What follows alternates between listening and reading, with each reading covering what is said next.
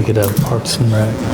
Be fine. We got plenty of money there, and we'll have double that next year. Because we'll carry that money over.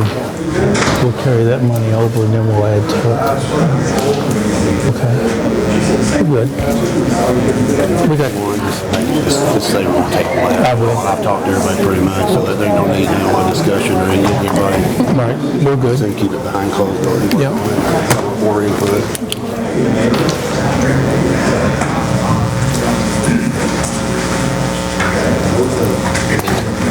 Well, good morning, everyone, and welcome to the Bullitt County Fiscal Court. It's now 9:30 sharp. And at this time, Magistrate Bullitt, if you would lead us in an invocation and the Pledge of Allegiance, please, sir. All right, let us pray. Heavenly Father, we just thank you for your many blessings, Lord. We just pray that you would watch over and guide us today. Just help us to make good decisions. We just pray that you would continue to be with this court, of this county, Lord. We just pray all these things in Jesus' holy name. Amen. I pledge allegiance to the flag of the United States of America and to the republic for which it stands, one nation, under God, indivisible, with liberty and justice for all. Thank you, Brian. Sam, if you call the roll, bring the court to order, please. Sarah Sanders. Present. Sean Logston. Here. Karen Johnson. Here. Brian Bleemel. Yes. Judge Summers. Yes. All present. Thank you. Treasurer's transfer report, Canaan. Yes, Judge, and those were dated for March the 21st. I'll make a motion that we accept the treasurer's transfer report. I second. Got a motion by 2nd District Magistrate Logston, a second by 1st District Magistrate Sanders to approve the Treasurer's transfer report as presented. Sam, call the roll, please. Logston. Yes. Johnson. Yes. Bleemel. Yes. Judge Summers. Yes. Sanders. Yes. Motion carried. Thank you. Presentation and approval of all bills.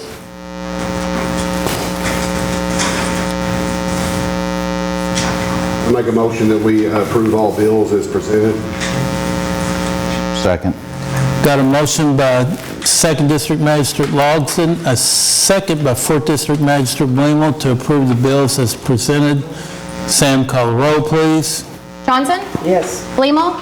Yes. Judge Summers. Yes. Sanders. Yes. Logston. Yes. Motion carried. Thank you. Treasurer's report, Canaan. Yes, Judge, and that included your appropriation commissioner report, your revenue commissioner report, your financial statement through February the 28th of 2023. I make a motion that we approve the treasurer's report. I'll second. Got a motion by 1st District Magistrate Sanders, a second by 3rd District Magistrate, Johnson, to approve the Treasurer's report as presented. Sam, call the roll, please. Bleemel. Yes. Judge Summers. Yes. Sanders. Yes. Logston. Yes. Johnson. Yes. Motion carried. Thank you. Thank you, Canaan. Approval of the minutes for the March 7th, 2023 meeting of the Bullitt County Fiscal Court. I'll make a motion we approve the minutes dated March 7th, 2023. I'll second. Got a motion by 2nd District Magistrate Logston, 2 seconds by 1st District Magistrate Sanders, 3rd District Magistrate, Johnson as well, to approve the minutes as presented. Sam, call the roll. Judge Summers. Yes. Sanders. Yes. Logston. Yes. Johnson. Yes. Bleemel. Yes. Motion carried. Thank you. In the presentations, the Detention Center 2023-2024 budget, which Jailer Whitaker and the team here has worked on. Brian?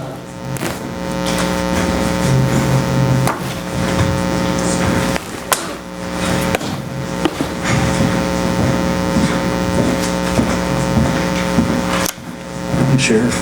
Good morning. Good, sir. So did everybody get a copy of the budget? I'm sure myself and Mr. Griffey went over that. As you see, we've actually brought revenue in. I think Keith could probably explain that a little bit better than me. He's more the numbers guy than I am. But appropriations 5.5. Of course, it's right in front of you, but the personnel, we're asking for a $2 an hour raise across the board to be competitive with the other agencies that's in the corrections field. Of course, food went up $200,000. The medical services, as you all know, which all these have been approved already, $114,000, but we're making a lot of money on state intake, Class D, and reimbursement. So right now we're bringing in money. We're not going to stop. We're going to continue bringing in money in for the county. We're starting the SAT program starting in, it was one that started April 1st, but it's more likely going to be May 1st now. So on that, we're going to bring in a lot of money with that. So we will continue generating money. We're going to continue conducting the jail as a business like it is. And I just ask you, y'all take a look at that and maybe approve this for us, please.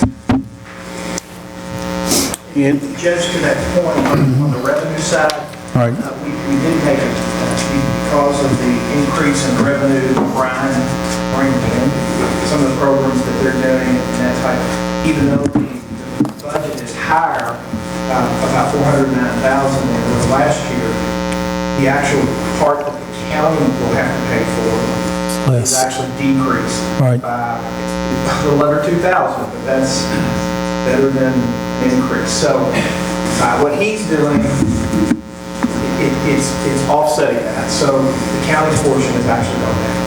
Correct, and that's the points well taken on the summary page that you have for the jail. Yeah, that's amazing. I mean, I appreciate y'all working together. That's one of the things that jumped out at me, a decrease of 19.08. So actually, it's going to save us, a couple $1,000s, and then you're proposing in this, correct me if I'm wrong, but that includes the $2 raise, is that right? yes, sir. Yep. Wow. Yeah, good job, yeah. And Brian was very conservative on that, so it could be, his revenue side could be more. We're not stopping. We're going to keep on plugging. I actually reviewed that and I thought it was really good also. Tell us before you get away from here about the new employee over there. Oh, Indigo. Yeah. We paid for him out of the commissary. He's on for the training for the dog and the handler. It's going to be $11,200. We're writing that check out of the commissary fund. So the taxpayers, it didn't cost them anything. She's a black lab, about two years old, and she will be partnered with Captain Thomas Waters. And the dog is preventative to help prevent drugs being smuggled into the jail. That is the whole purpose of it. We're excited about it. My job is to make sure there's no overdoses in the jail, and between that and the medical, which I am very, very happy with our medical staff, I'm doing everything I can to prevent any overdoses and deaths in the jail. So it's a good plug for us. We need to, we're continuously changing the image of the jail. Valerie Chan was very gracious, put that on the news yesterday of our new partner in the jail, which is, like I said, Indigo. She's a female black lab. We're excited about it. So, Good. but I appreciate y'all's support. I appreciate everything y'all do for us at the jail. So, Brian, you're doing a great job. thank you. Thank you. And we really appreciate it. I cannot tell you how many comments we've got and compliments of cleaning up Bullitt County. I'm motivated, man. I am motivated. So, but other than that, are we going to do the SAP thing today too, Judge? Yes, Okay. we can. We sure can. You want to talk about it now? Or anything? That was budgeted for 150. We got 2 bids. I'd like to go with the REACH group or program. They're located here in Shepherdsville. And their bid was tremendously lower than the second bid. The bid for the 2 instructors was $95,000. The other bid, I think, was around $150,000. We're already working with the REACH program. They're already in the jail doing counseling sessions with the inmates. And we have a, like I said, real good working relationship. So if we could choose them, I'd be very appreciative of that also, if y'all approve that. Okay. Judge, do we need a motion on accepting that budget? or Yes, is that- we need a motion. I'll put it, appreciate all your time in there. I'll put it in the form of a motion first of all, then somebody else can do that, or I will, or on the staff program. But I'll put in the form of motion that we accept the detention center's 2023-2024 budget as presented by Jailer Brian Whitaker. I second. I have a motion by 2nd District Magistrate Logsdon, a second by 1st District Magistrate Sanders to approve the Detention Center 2023-2024 budget as presented. Sam, call the roll, please. Sanders. Yes. Logsdon. Yes. Johnson. Yes. Lima. Yes. Judge Summers. Yes, Motion carried. thank you. And we need another motion now for the substance abuse program bid at the Bullitt County Detention Center. I'll put that in the form of a motion too, that we accept the recommendation of Bullitt County Jailer Brian Whitaker's selection of REACH Program LLC to provide the substance abuse program. I second.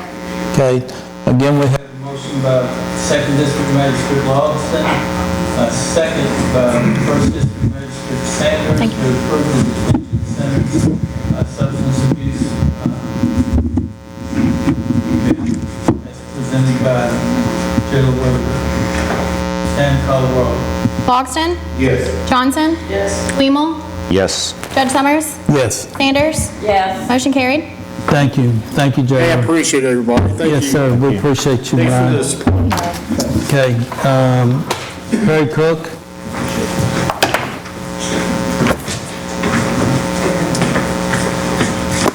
Ladies and gentlemen of the court and of Bullitt County, just wanted to give a quick update about the ministry, but also before I do so, my wife actually works at the jail. She goes and does the GED facilitating, and I just have to give a comment that even the inmates have enjoyed what Brian is doing over there. So I want to compliment him and his work.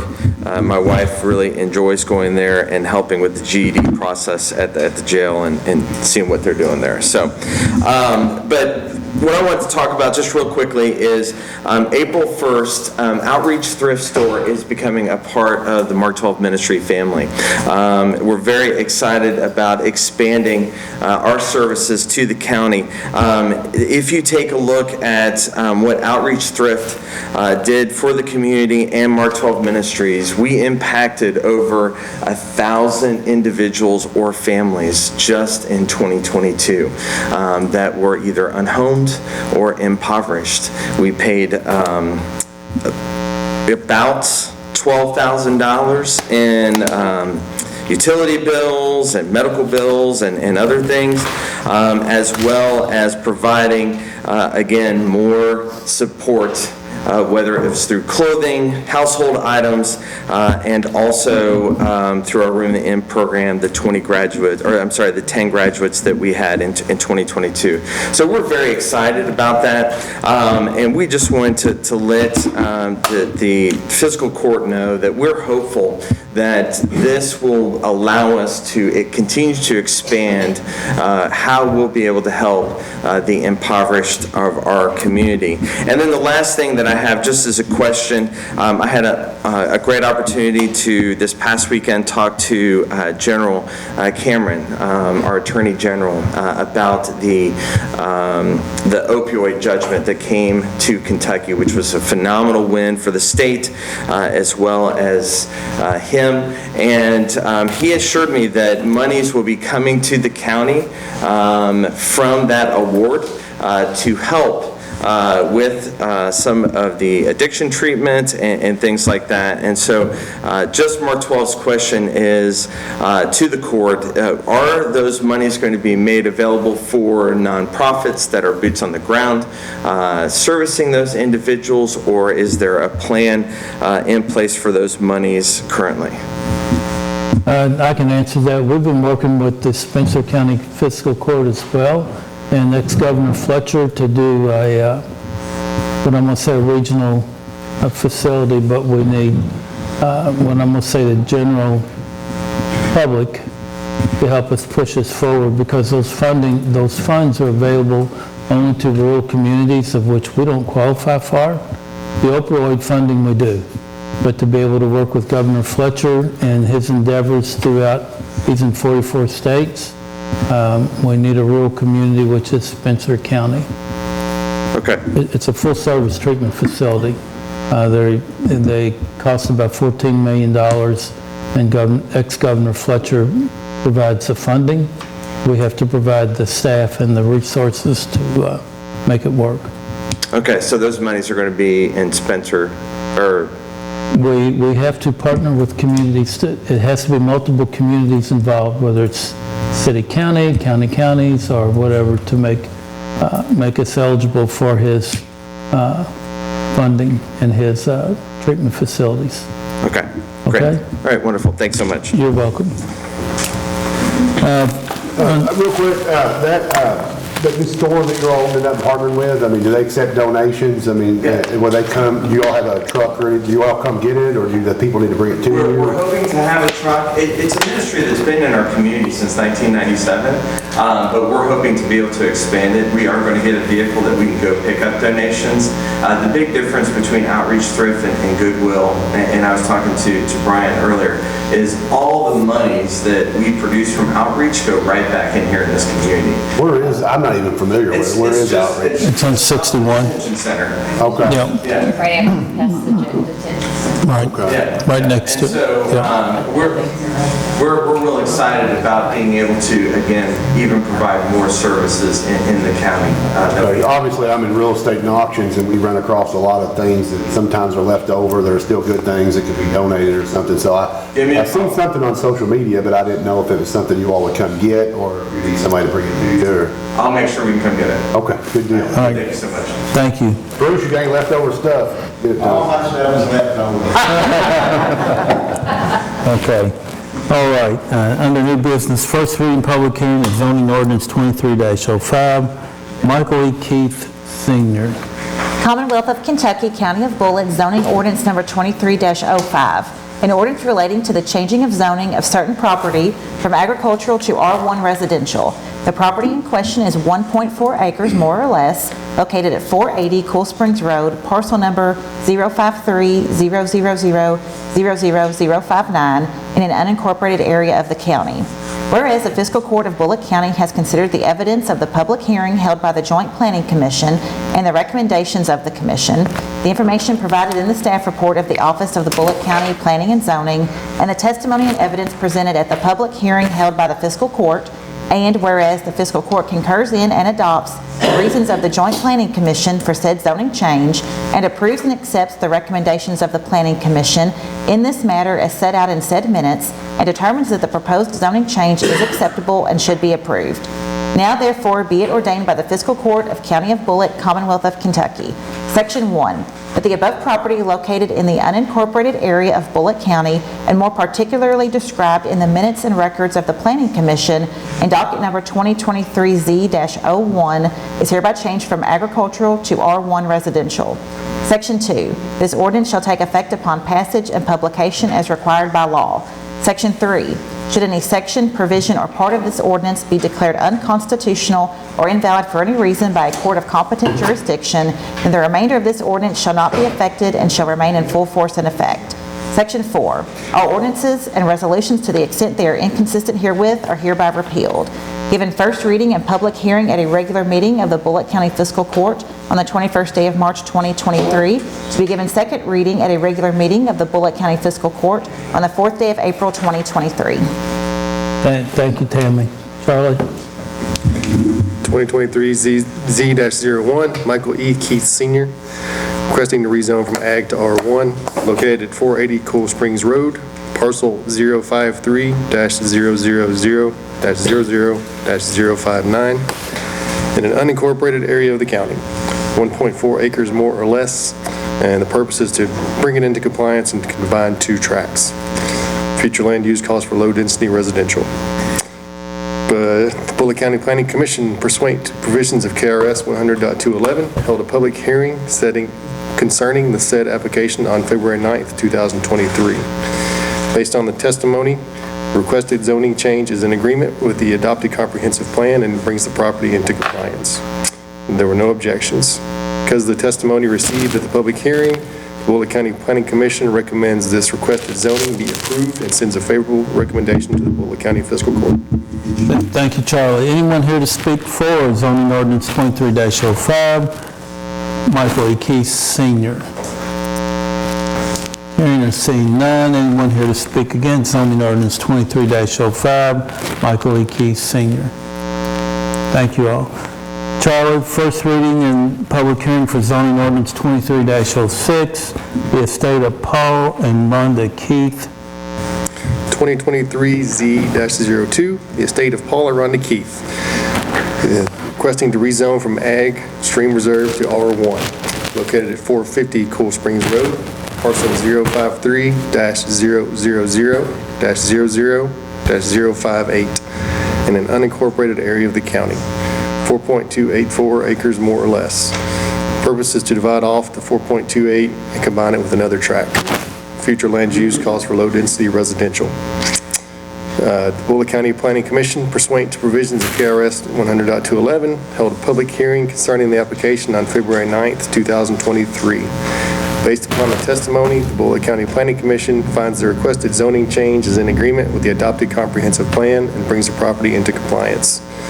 Because of the testimony received at the hearing, the Bullitt County Planning Commission recommends the requested zoning change be approved and sends a favorable recommendation to Bullitt County Fiscal Court. Thank you, Charlie. Tammy, Commonwealth please. of Kentucky, County of Bullitt, zoning ordinance number 23-06, an ordinance relating to the changing of zoning of certain property from agricultural and stream reserve to R1 residential. The property in question is 4.284 acres, more or less, located at 450 Cool Springs Road. Parcel number 053-000-00-058 in an unincorporated area of the county. Whereas the Fiscal Court of Bullitt County has considered the evidence of the public hearing held by the Joint Planning Commission and the recommendations of the Commission, the information provided in the staff report of the Office of Bullitt County Planning and Zoning, and the testimony and evidence presented at the public hearing held by the Fiscal Court. And whereas the Fiscal Court concurs in and adopts the reasons of the Joint Planning Commission for said zoning change and approves and accepts the recommendations of the Planning Commission in this matter as set out in said minutes, and determines that the proposed zoning change is acceptable and should be approved. Now therefore be it ordained by the Fiscal Court of County of Bullitt, Commonwealth of Kentucky. Section 1, that the above property located in the unincorporated area of Bullitt County, and more particularly described in the minutes and records of the Planning Commission in docket number 2023-Z-02, is hereby changed from agricultural and stream reserve to R1 residential. Section 2, this ordinance shall take effect upon passage and publication as required by law. Section 3, should any section, provision, or part of this ordinance be declared unconstitutional or invalid for any reason by a court of competent jurisdiction, then the remainder of this ordinance shall not be affected and shall remain in full force and effect. Section 4, all ordinances and resolutions to the extent they are inconsistent herewith are hereby repealed. Given first reading and public hearing at a regular meeting of the Bullitt County Fiscal Court on the 21st day of March 2023, to be given second reading at a regular meeting of the Bullitt County Fiscal Court on the 4th day of April 2023. Thank you, Tammy. Anyone here to speak for zoning ordinance 23-06, execute of Pauletta Keith? Hearing or seeing none, anyone here to speak against zoning ordinance 23-06, execute to Pauletta Keith? Thank you all. We have completed the action on the requested substance abuse program. Actions requested to pay ARC of Greater Louisville up to $20,000 to provide fencing for the all-inclusive playground. It's located in the city of Hillview, and any comments are from members of the court? Judge, that is around the handicapped area, correct? Yes, ma'am. It sure is.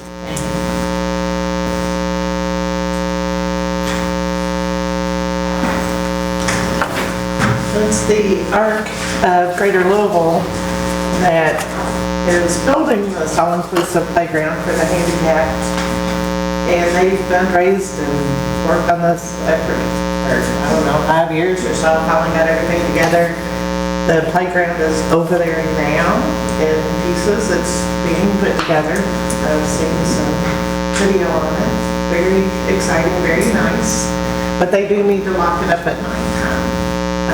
It has a lot of extra gadgets, I guess, for the wheelchairs and things that really need to be protected. So this is a gate that would lock up at night.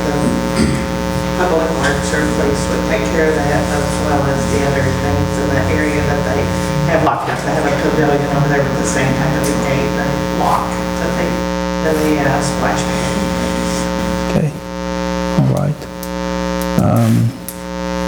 I made the motion and we paid our greater Louisville $20,000 for fencing.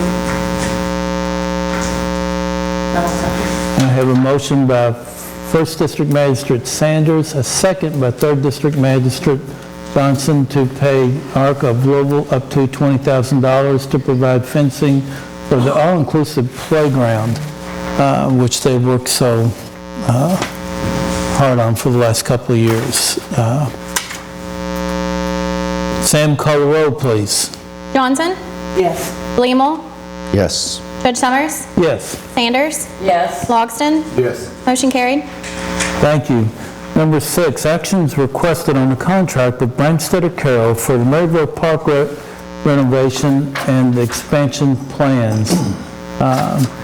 Counselor, have you had a chance to, or Ms. Baker, have you had a chance to look at that contract to make sure it's all Yes, Judge, it was legally sufficient. I saw no issues with it. okay? I'd like to make the motion. Okay. The contract with Branstetter Carroll for the Maryville Park renovation and expansion plans. And I will second that motion. It's near and dear to the general public and what I'm going to say, the residents of that area. It's something that really needs to be renovated and improved on. And the Branstetter Carroll contract is for, it was less than $20,000, is that correct? Yes, for designs. So the design is $20,000? Yes. What's some ballpark, Aaron, you might know of it, but what's some ballpark ideals that we have is with that place? I know I visited a couple years ago and I brought it up in here and shared some pictures. I had no idea that we maintained that park and that was county owned, and I went there one day, there was a lot of conversation about the pool, and I think I shared some pictures and stuff with you. It's really kind of, I thought, a sign that was even there that showed us that maintained by Bullitt County Fiscal Court. The sign was so faded, falling over. There was a pavilion, half the rock was missing, like we had washed away underneath the pavilion, and there was 2 families under there sitting on a picnic table actually using the facility. There was a walking trail that was grown up, trees all over it, and it seemed like, I said, I think I told you in your office that we need to tear that sign down and pretend like we have nothing to do with it. Or, you know, but I'm glad that we're committed to fixing that, because even as bad as it was that day that I was out there, I mean, there was a lot of people utilizing that park. It's near that neighborhood, and I know a lot of people in the neighborhood were coming over there. So I think it's definitely something, you know, we've taken steps back with our Parks and Recreational Department. I was looking at some pictures where I played a long time ago, but we had a men's league and different things and stuff like that we offered. So I know we don't offer near as much for the community as far as the Parks and Rec. So it's good to see us, you know, reinvesting in things like that, especially when we kind of planted our feet there one time. So I was just curious if among this, when they're designing this, what's some thoughts? Do you have any idea what they're thinking of doing there? Or we just gonna kind of let them come up with some ideas as part of this? Well, a few things that Kim, the judge and I have discussed, just at least getting some girls out there, some tetherball out there, working on the basketball courts some, and then with the grants, being handicapped accessible grants, that like under the pavilion would actually be concrete or asphalt. I think, Brian, you would know better. I think the road, did we go out there and fix that though at that time or something? Added some gravel, kind of backfilled it, fixed it up a little bit. And cleaned out the trails, and cleaned out rock on the trails. Yep. Yeah. Well, we've done to help you, Magistrate, and also what this is doing, the spend is so great. 3 minutes on me. Who did Yeah, there you go. There you go. That's okay. The spend is so great just to fix the pool. What this does do, this takes us to the next level, to where the facility we're trying to get to, and Karen's in agreement with this, and we've had the discussions, we're trying to make it family friendly all the way around, to be able to, for families to go out there and to enjoy it. The grills, the things that we can do this summer, we will, but this is by far a plan of action, no different than what we did at 245, to make sure that we have something really great for the community out there, and to show our respect and our interest in that part of I'm the part of definitely the okay county. with it. I was just curious what kind of vision we had. Well, you'll see 2 or 3 different plans that they'll bring back. The walking trails will actually be concrete or asphalt now, 5 foot wide, so you can push the wheelchair through, so it'll be all handicap accessible. Yeah. We might put some disc golf, what do you call it, frisbee golf or whatever up in there. I would just like to see you, assume that you're going to be involved with that. Oh, yes. That's your district. I just wouldn't want to just give them free rein and not know what the community might want or need to be involved with. Yeah, I've already been talking to people good deal. and trying to get some ideas, but hardly anybody in the community actually knows that the purpose there is not being utilized. Right. It's just been a waste for many years, so Yep. hopefully we can get it all spruced up and get some activities over there and get people and families out there, they can enjoy it all. There you go. Yep. I have a first by Ms. Johnson and a second by myself or Vera. Did you make the second, Vera? No? I made the second. That's fine. No, that's good. Yes, ma'am. So Sam, call the roll, please. Lima? Yes. Judge Summers? Yes. Sanders? Yes. Logston? Yes. Johnson? Yes. Motion carried. Thank you. And number 7, actions requested on the renovation and flooring bids for the EMS building. Justin?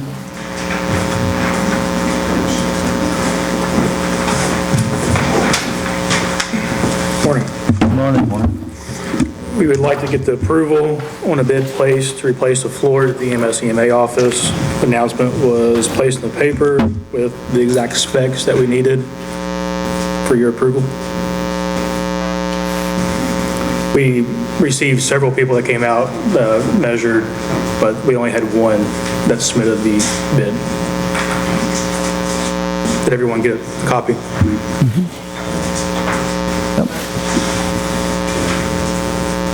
You had several people look at it, but only one person bid it. Correct.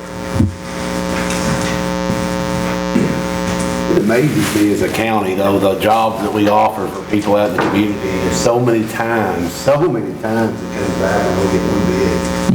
It's just unbelievable. Contractors out there begging, I know a lot of good contractors, you have more work than they know what to do with, but still, there's a lot of contractors looking for work, and I know, Tom, you put it in the paper, you do everything you do,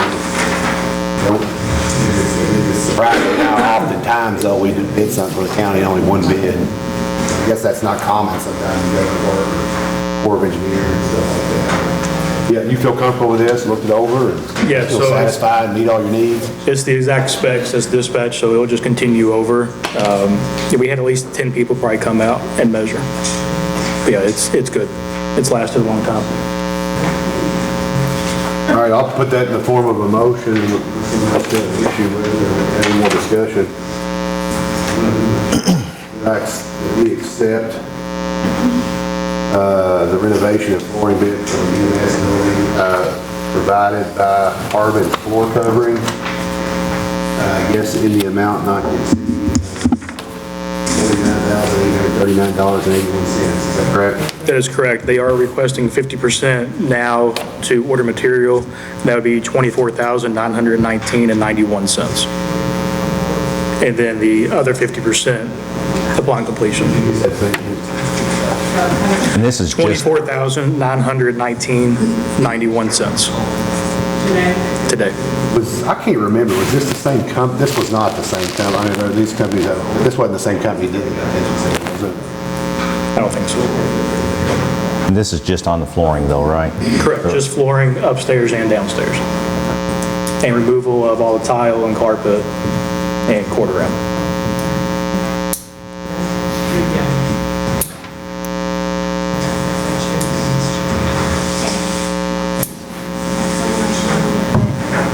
Motion, I guess, stated in addition to, we need to cut a check now for how much? $24,919.91.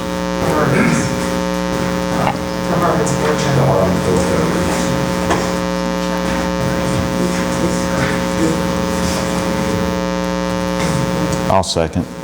Okay. I have a motion by 1st District Magistrate Logsdon, a second by 4th District Magistrate Blamel to approve the EMS flooring renovation by Harbin's. Literally half of the payment due for order materials, the second half will be paid upon completion of the project. I love that it's a local contractor here in Bullitt County, you know, that's obviously really good, and I like that. But I love to see some competition. There you go. It's not your fault. We get it. Sam, call the roll, please. Judge Summers? Yes. Sanders? Yes. Logsdon? Yes. Johnson? Yes. Blamel? Yes. Motion carried. There you go. Thank you, Dustin. Number 8, actions requested on the resolution of the Bullitt County Board of Health establishing the public health tax rate for the year of 2023. The public health taxing district, they have not increased the rate. It's the same rate that they've had for the last couple of years.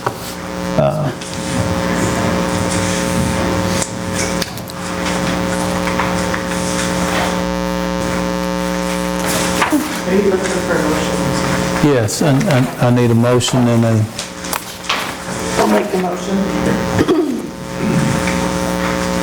Have a motion by Ms. Johnson. Second. A second by 4th District Magistrate Blamel to approve the Health Department's tax rate for the 2023 to 2024 budget cycle. And Sam, call the roll, please. Sanders? Yes. Logsdon? Yes. Johnson? Yes. Blamel? Yes. Judge Summers? I have to recuse myself. I'm chairman of the board. Motion carried. Thank you. Actions requested on the new hires at EMS. See the attached sheet. And I'm going to be, I'll make a few comments about this. We're hiring quite a few part-time folks for our EMTs, but then also according to the handbook, we have to clean up our organizational structure at EMS as well.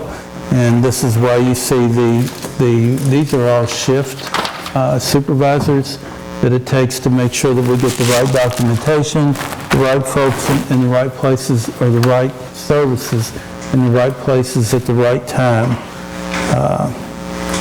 And we also have Chris Hale, who is temporarily being appointed as the interim director of EMS, as our EMS director resigned a couple of weeks ago and took a position in another community. So, and myself or Janice would be happy to answer any questions from the members of the court. Judge, as I was looking over it, there was one person on the assistant shift supervisor, John Bowenkamp, yes ma'am. I noticed his rate was just bringing it up to $19.50 where the others were $20 an hour. I feel he should be making the same because he's got the same title, the same, instead of the $19.50, I feel he should make 20 just like the rest of them. Okay. That's just my opinion. No, we can note that. That's a good catch. And to help you, Ms. Sanders, with all this, in the last court, in either November or the end of October, we're getting ready to change how we evaluate the EMS employees. They'll be based off of performance, and we're looking at the budget to see how we can better retain quality employees at our EMS without them moving to what I'm going to say other jobs that seem to be more lucrative at the time, but we have a few of them who come back to our EMS as well. So I can see why it's a revolving door out, I think that doesn't make any sense. yes, ma'am, and that's something that, you know, we can base that off based off of performance to where when they do what I'm going to say a step grade, like in the private sector, when you learn more, you get more, get what I'm going to call certificates to upgrade yourself. It's where we're at right now. We have a couple of EMTs down there who make literally more money than our paramedics. So why should they want to be a paramedic? Because it's all based off of salaries that's been set, and we put those bullet points together and the last court had it, and we'll be happy to distribute it to this court because this is something financially that we're working on right now as we go through the budget as well. So, is there a reason behind that, what you brought up? Anybody? What things? I mean, yeah. Well, if you notice, there's. I know they came from 19, so we went up 50 cents. I don't know. There's 3 of them on there that are actually assistant shift supervisors. That's just the way it's been for many years. Assistant shift supervisors are only given a 50-cent increase. And if they were the actual shift supervisors, you can see the ones above them get $1. I understand. I mean, that's just how it's been done. I just thought they should make the same. I know that was one of the things in the last court we talked about, trying to make things really, really, really consistent, but I don't know where he I don't know where he came from, how long he was on. You know, we have to look at that and see if he came on the same time as some of these others. Probably start date. Yeah, that's right. That involves Mr. Bowman. Yeah. He didn't start them. I'd be okay to move forward. It'd be something I agree with, you know, like look into it, see if it's something we always add up. Oh, I see what you're saying, because of the 19. Yeah. That would just be because of when he was hired. That's. And that would have been before, because the last court decided to make things consistent. Probably, like the 2 below them, like Miller Crowley, they've probably been here longer, that's why they're already at 1950. Okay. You know, how much John Bone here, your list. Because I know that was one of the things we talked about. You can't just pay everybody. You have to factor in, like Judge said, a lot of different things, longevity, how long they've been here, performance, and different things like that. We don't want to just automatically give somebody the same without somebody's worked harder. But Probably need to get one in and see how long each one of them. I have a question on the last, at the bottom. sure. It says effective date 2/21/23. The ones at the top say 3/21. Do you think that's a typo, or is that just backdating? Chris Hale, the very last one. No, that's not a type, that's the correct thing. All right. Okay. he's probably been acting that role since that time. Yes. Yep.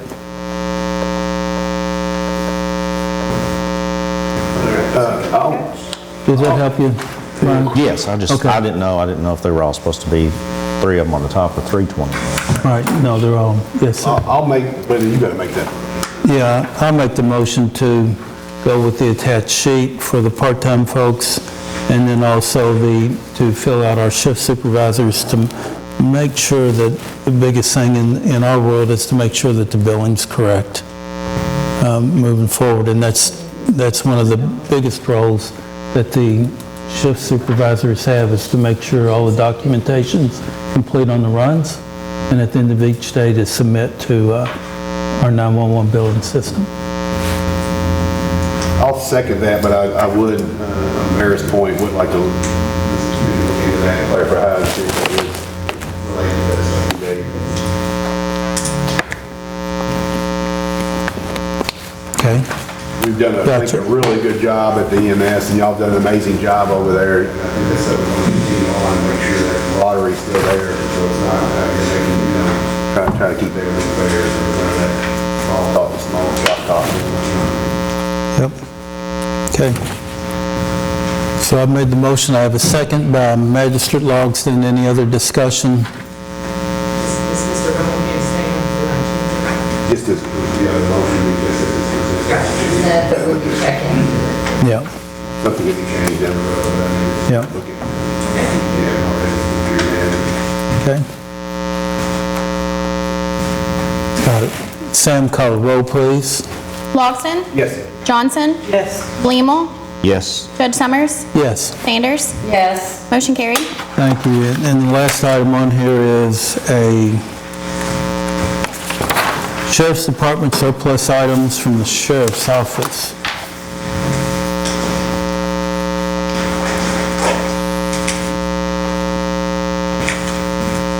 I didn't know y'all surplus ammunition.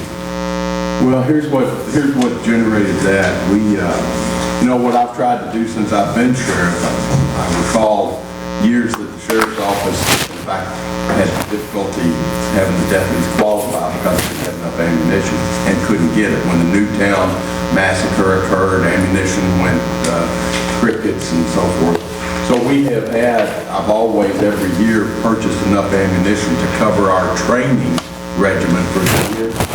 Well, if you recall, we got the grant to transfer from 40 caliber Smith & Wesson pistols to 9mm pistols. And that didn't cost us a penny ultimately because through that law enforcement protection program, we got a grant to get those pistols and we got them. And we are transitioning during the first half of this year into those 9mm pistols. And we also got a grant for a significant amount of ammunition as well. So we're going to have ammunition as we go forward that we will be surplusing, but it's the 40 Smith & Wesson as we transition away from those firearms.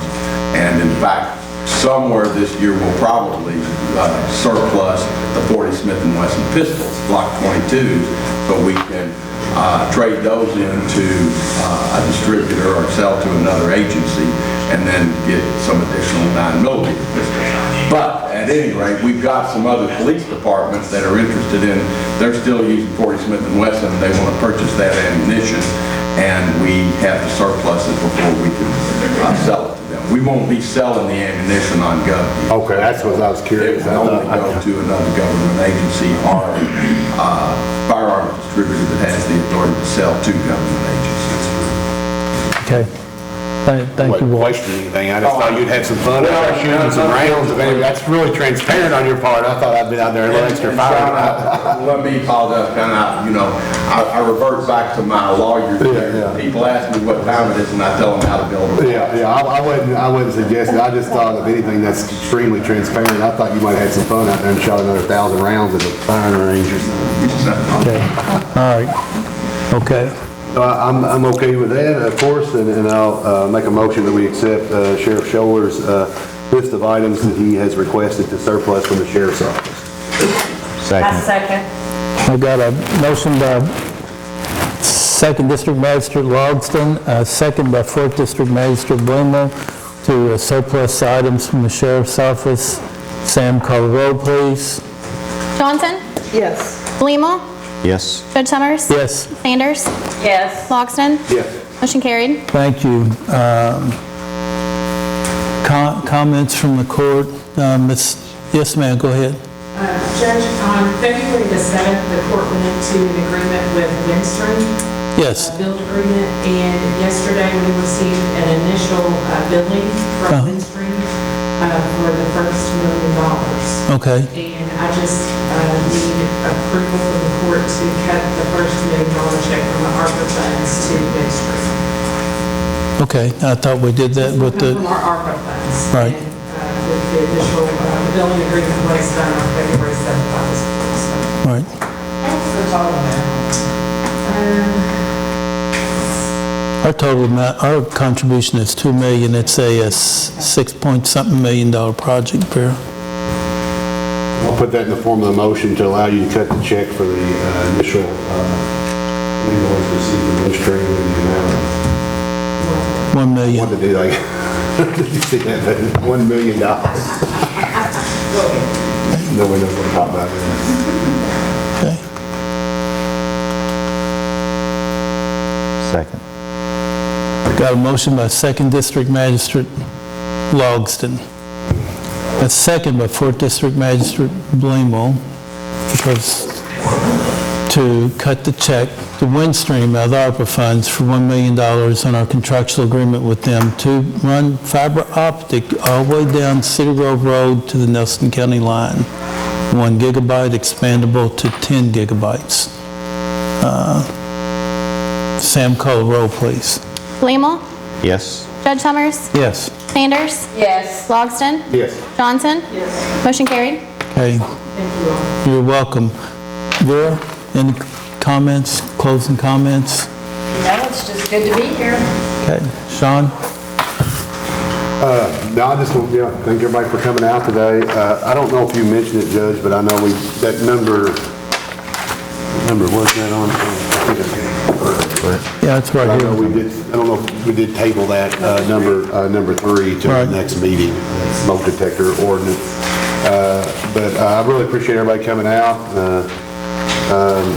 Just want to thank Brian's already left, but thanks for everything he's doing over there, doing a lot of positive things at the jail, and I really appreciate seeing his people out again, as I said earlier, but it is so enlightening to see them out there cleaning the streets, and they're finding tires, and I think they found a gun, they're finding all kinds of stuff out on the streets. It's amazing, and he's done a good job keeping people up to date on social media and stuff, and I'm really proud of some changes over there. Okay, thank you.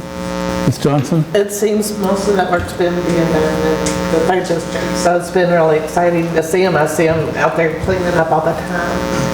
It looks to me like they're just cleaning up after the floodwaters, though. After the water's washed away, it's brought in a bunch of debris. So I don't want everybody to think that we trash it as much as what it looks like. Some of the pictures are pretty horrendous and all the big bags of trash, but it's very,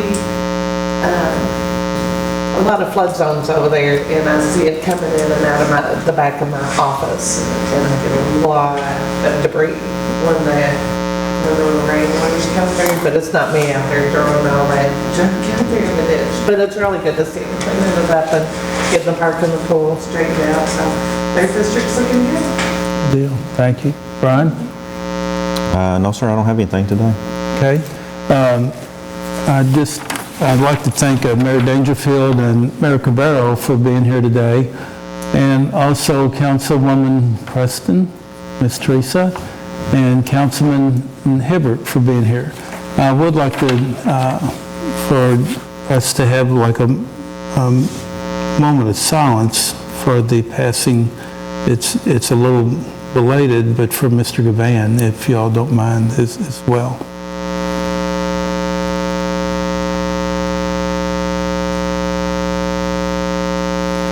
Thank you all.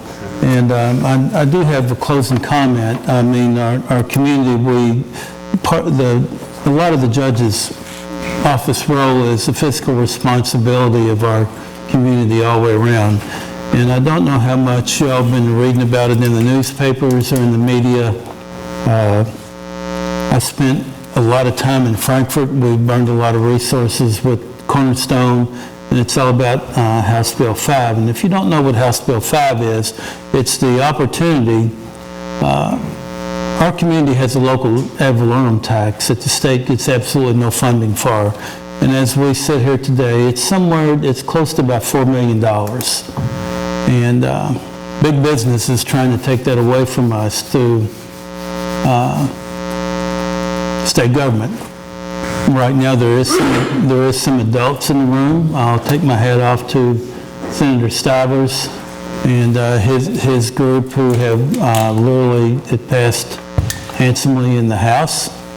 Who will take us forever, not only away from our county, but from 26 other communities as well, who has Kentucky bourbon warehouses. And for description here in our community, we have 62 bourbon barrel warehouses, or rickhouses, that aged distilled spirits in our community. And in the last 5 years, I'm going to pick on two of the major companies, Jim Beam, and they have constructed 58,000 barrel warehouses. Charlie, are at least 13 of them are done, 2 of them's under roof now, That's 870,000 barrels that they're not wanting to pay any type of revenue on. And back in the Four Roses as well, they're doing 5 warehouses at 24,000 barrels apiece. So we're looking at 990,000 barrels under roof. Nobody's wanting to pay anything back to our community. The Southeast Fire Department, I know some of those folks are here, they made 48 runs alone to Jim Beam. I hope some of y'all saw Chief Butler on TV the other day when we came back a little bit frustrated from Frankfurt, but like I said, we didn't have a chance to talk to the adults yet. But where we are at with it today is that I'll use Southeast Fire as an example. Chief Butler said it was a third, but it's really half of their revenue stream. They won't be able to provide the services. So as a community, I don't really believe that it's absolutely fair for all of y'all in this room and ourselves to make up this tax increase on an industry that's thriving and doing so well. So the Department of Revenue won't give us the answers that we need on the warehouses under roof, telling us how many barrels that really are aging and what ages that they are, so we can calculate our revenue to see what we are getting back. So as we are the sole owner of the alcohol licenses in Bullitt County. The Bullitt County Judge Executive is. And I know Sheriff Scholler understands this quite handsomely. So come August 1st, if we don't have any type of results from the Department of Revenue, we will not renew their licenses at both Beam and Four Roses. Why should they do business in our community and be 100% free of any type of responsibility back to us as a community? So this is what I'm going to call an executive decision. I've been in that industry. I know it top to bottom, and they are not hurting for this in any way, shape, or form. And it's a real life hurt on our community because of the barrels that's coming in and under roof. It should be anywhere from $6 to $8 million of revenue stream for us by 2026. So this is a serious matter, and I've just about had it up to my ears with it, testifying, burning community resources to where we have to give up other opportunities that we have to try to fend this off. And I'll be happy to take any questions afterwards, but this is where we're at, because this office does have a fiscal responsibility to our constituents in Bullitt County. And we brought McKesson and UPS Health here. They're not doing anything like this at all. They never even asked for an incentive. And so this is where we are. And I'll be needing help probably from the Sheriff's Department in August. But unless we get some answers to the exact amount of revenue that we should be receiving, this is the position that we'll be taking. And Vera, what time is it? 10:28. And it's time for what? Adjourn. Thank you, Vera. All right. Yes, ma'am. So I have a motion by Ms. Sanders to adjourn. I need a second. Second. I got a second by Magistrate Blamo. Sam, call the roll. Judge Summers? Yes. Sanders? Yes. Logston? Yes. Johnson? Yes. Blemo? Yes. Motion carried. Thank you. I wasn't expecting you to call. That's okay. That was a trick question. I love that. I'm so